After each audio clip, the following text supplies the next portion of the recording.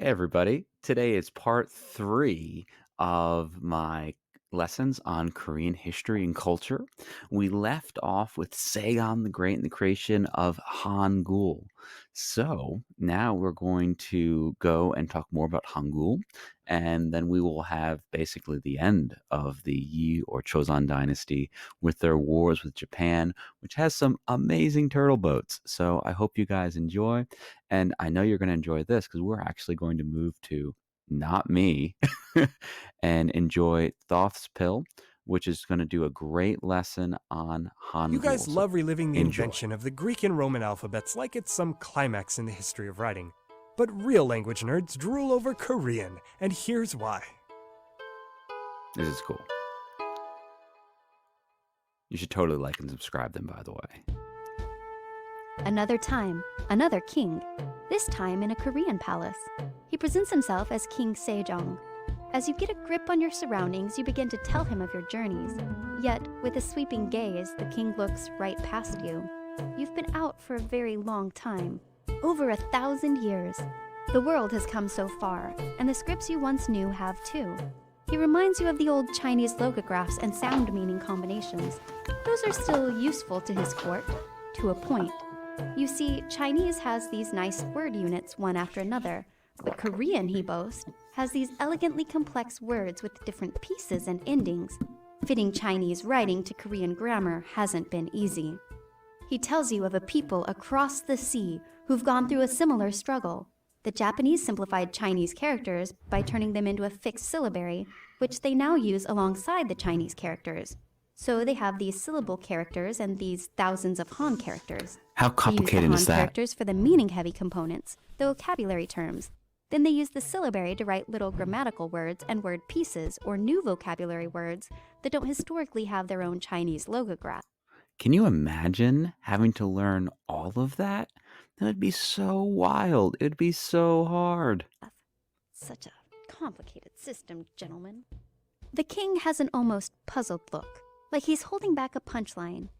He recounts how in old Japan, women wrote entire books using only the syllable characters because writing with the traditional Han characters was seen as the masculine thing to do. And we'll get and talk about that next week. But he knows of another land. He's heard exotic tales of the West where people write out all of their sounds logically. He pauses. He can't quite grasp this himself.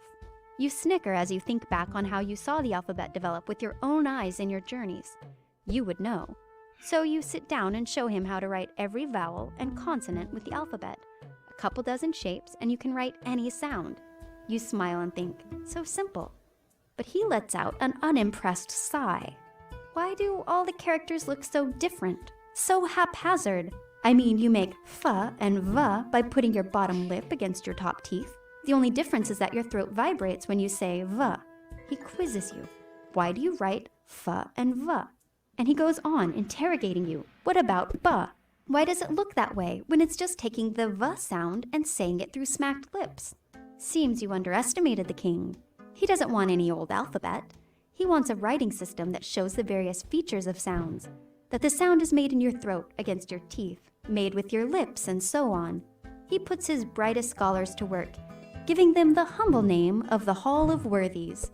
In go the experts, and out comes another major moments in the history of writing. I crack up so much at that. So we're going to see he is going to really innovate how writing is done. This is really, really cool. I've actually had students go and learn parts of Hangul within a couple days, and this is really, really neat. So check this out. They develop Korean Hangul, a featural alphabet. Every syllable gets separated out into its own block. The syllables, consonants, and vowels will be written side by side within that block. Each consonant and vowel letter inside that block will be shaped according to its features. So here are the consonants that get pronounced with the lips. See the similar lip shape? Here's ga and here's ka. Again, similar sounds, similar shape. The featural alphabet was so simple and straightforward that one of the king's historians almost dared people to learn it. If you're smart, you can learn it in one morning. If you're a fool, it'll take you 10 days. Not everyone's jumping on the Hangul easy train. Community accessible writing bothers traditionalists who skip out on the innovation and keep using Chinese characters fitted to Korean, Hanja, or Han characters even into the 1900s. Still, for the rest, writing is easier than ever. It has its first rock star. It even gets its own holiday. Oh, writing, you've come a long, long way from pictographs in a cave. All right, so I hope you guys enjoyed that. I think that's a really cool little video. And it's actually, we're going to look at some of the opposition to Hangul here, which is kind of crazy that people would be like, oh, it's too easy. Anyone can learn it. It's not the right way of doing things. But we have to remember they have that neighbor in the north, China. And a lot of their history is going to be about going and being considered barbarians or being considered wanting to be equal with China. So, why was the development of Hangul an advantage over using Chinese? Let's think about it for a second.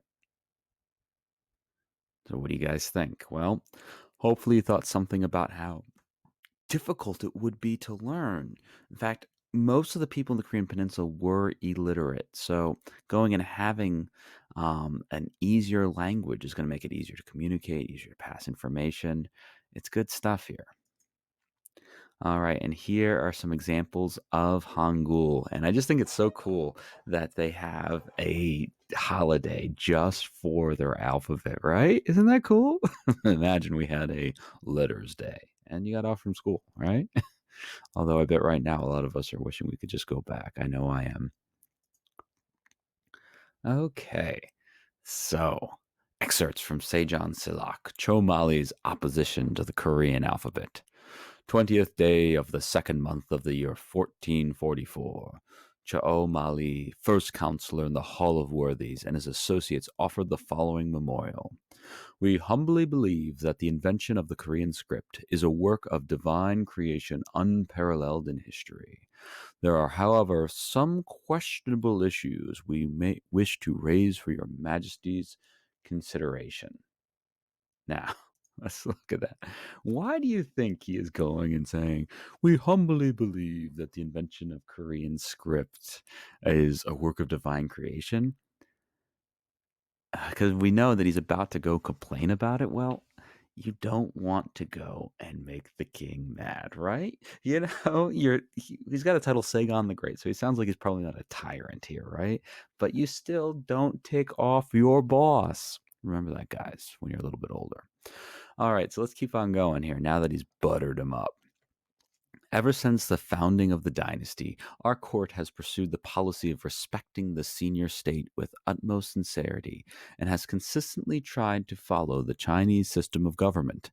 As we share with China at the present the same writing and the same institutions, we are startled to learn of the invention of the Korean script. Some claim that the Korean script is based on old writings and is not a new alphabet at all. Although the letter shapes are similar to the old seal letters, the use of letters for phonic value violate the ancient practice and has no valid ground. If this becomes known to China and anyone argues against it, it would disgrace our policy of respecting China. So what does he mean by the senior state? Who's he talking about? Well, he's talking about China and how we have to respect China. We have to listen to China. So, are people liking Hangul? Well, not this guy who's worried about impressing and making China happy. Do you agree? Do you think they should be just worried about making China happy? All right, let's go and continue on. So, although the winds and soil vary from region, there are no separate writing systems for our local dialects. Only such people as the Mongolians, the Tanguts, the Jurkins, the Japanese, and Tibetans have their own writings, but this is a matter that involves the barbarians and is unworthy of our concern. Whew. involves the barbarians. It has been said that the barbarians are transformed only by the means of adopting Chinese ways. We have never heard of Chinese ways being transformed by the barbarians. Historically, China has always regarded our country as the state that has maintained the virtuous customs bequeathed by the sage King Qijia and has viewed our literature, rituals, and music as similar as its own. Now, however, our country is devising a Korean script separately in order to discard the Chinese, and thus we are willingly being reduced to the status of barbarians. This is like abandoning the fragrance of Storax in favor of the obnoxious order of Mantis. Is this not a great embarrassment to the enlightened civilization? So, do we see what's going on here? He's saying if we start doing things on our own, we will be barbarians. Do you agree? Do you think that everyone should just be like China, or should they be like themselves? Well, remember, this is opposition to the Korean alphabet. So, definitely, this is something where not everybody was interested in it. So, why did Cho Mali reject the alphabet? I know my screen is blocking it. I'm using a different software this time, and I don't know how it works very well. Sorry. But why does Cho Mali oppose the new alphabet? Why does he reject it? Because he doesn't want to be considered a barbarian. It goes against our idea of just respecting China. Let's listen to China. Let's do everything China says. So, what is Cho Mali worried about? That if they stop acting Chinese, the Chinese will call them barbarians. It's kind of sad. Excuse me, sorry. So, what do you think? Do you agree with Cho Mali? Do you agree with Sejong? Why? Do we make an alphabet that everyone can learn and it's easy and improves your society, makes it easier? Or should you hold on to the traditional ways? Should you be like China? All right, let's continue on with the Yi or Choson Dynasty. So, 1592, Japan, who we'll talk about next week, becomes more and more and more powerful, and they invade Korea. And what's really, really cool is they create the first ironclad warships. Now, ironclad means that they have iron armor, and then they had cannons. Isn't that so cool? The Geobuxion, the turtle-shaped warship, the turtle boats. And they fight this war. They're actually invaded twice. Um, and Korea wins, but they are left in ruins. And what happens? The Qing dynasty of China, which we did not talk about after the Ming, the Manchurians invade, and then eventually it becomes the Qing dynasty. They go and basically rule all of Korea. And what happens is that it's still called Korea, except that they isolate themselves. They become known as the Hermit Kingdom. And it's they just only interact with China. And this goes until Japan comes in and annexes Korea, meaning says that Korea is ours. And this is where it gets even more sad. Everything that is Korean is made illegal. Everything. So, our question would be, how did technology change warfare? And we see that. We see iron plating. We see ships with cannons. I mean, the turtle boat is amazing. But think about how sad that is. Everything is made illegal that is Korean. Oof. Here's a better picture of the turtle boat. We see it's pretty awesome. We see those portholes for the cannons. Some say that they actually had a flamethrower on the dragon's neck decoration, which is crazy awesome, right? Here we just see images from the Japanese-Korean War. And we are going to post this later on that video because that's too long to continue on. But anyways, thank you so much for listening. I hope you guys have a great day. I will see you all later.